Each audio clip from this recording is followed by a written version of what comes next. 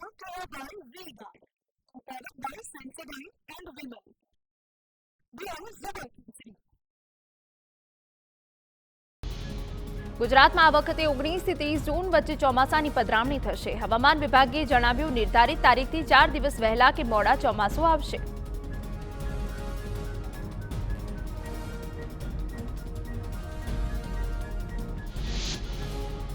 હવામાન વિભાગના જણાવ્યા પ્રમાણે બંગાળની ખાડીમાં અંદમાન સાગર અને દ્વીપ સમૂહ પર 19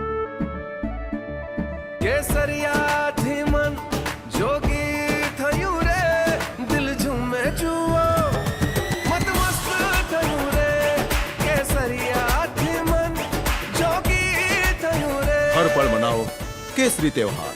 વિમલ, બોલો જુબાન કેસરી.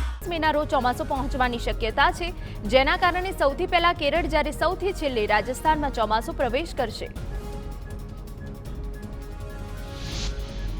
કેરળમાં ચોમાસું 3 થી 4 દિવસ વહેલું પહોંચશે. હવામાન નિષ્ણાંત પરેશ ગોસ્વામીએ આંકલન કર્યું. 26 થી 27 મે ચોમાસું કેરળ પહોંચે તેવું અનુમાન. કેરળ પહોંચ્યા બાદ ચોમાસું મુંબઈ સુધી ઝડપથી આગળ વધશે. ગુજરાતમાં ચોમાસું 14 થી 15 જૂન આસપાસ દસ્તક દઈ શકે. 26 જૂન સુધીમાં સમગ્ર ગુજરાતે ચોમાસું આવરી લેશે. હવામાન નિષ્ણાંત પરેશ ગોસ્વામીની આગાહી. 2024 ચોમાસું સારા મિજાજ સાથે આગળ વધી રહ્યું હોવાનું જણાવ્યું. આ વર્ષે ચોમાસું સારું રહેવાની પણ આગાહી. વરસાદી આગાહી વચ્ચે રાજ્યમાં હીટવેવનું અનુમાન. હવામાન વિભાગની 3 દિવસીય હીટવેવની આગાહી. સૌરાષ્ટ્રના પોરબંદર, ગીર સોમનાથ, ભાવનગર અને કચ્છમાં હીટવેવની અસર રહેશે. દક્ષિણ ગુજરાતના વલસાડ અને સુરતમાં પણ હીટવેવની અસર વર્તાઈ શકે.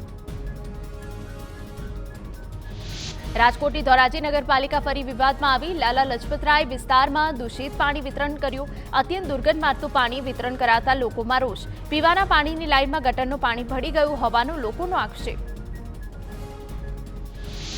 Brought to you by Vega, a product by Sensodyne and Vimal. We are Zabarkisi.